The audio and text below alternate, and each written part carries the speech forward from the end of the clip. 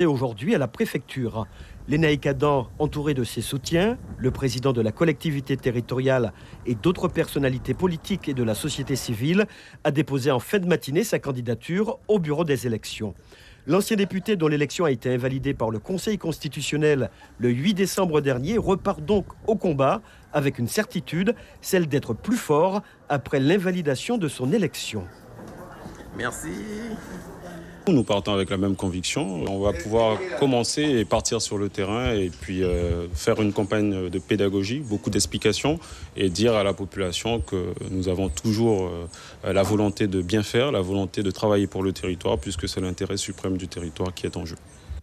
À 15h, c'est au tour de Jean-Philippe Dolor, accompagné de son comité de soutien, de se rendre à la préfecture pour faire officiellement acte de candidature.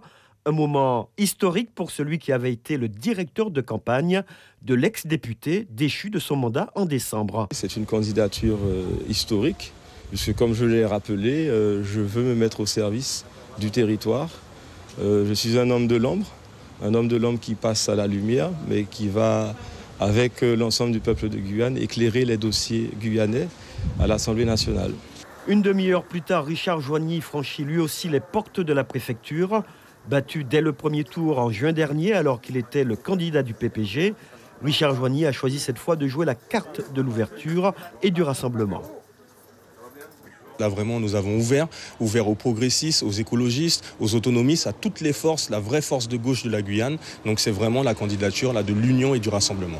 Je suis confiant parce qu'avant tout la politique sont des idées à faire émerger. Et nous l'important c'est qu'on fasse un travail pour le pays, localement, vraiment pour amener une nouvelle société pour la Guyane, pour tous les Guyanais et surtout pour que tous les Guyanais puissent enfin avoir leur quotidien qui soit transformé.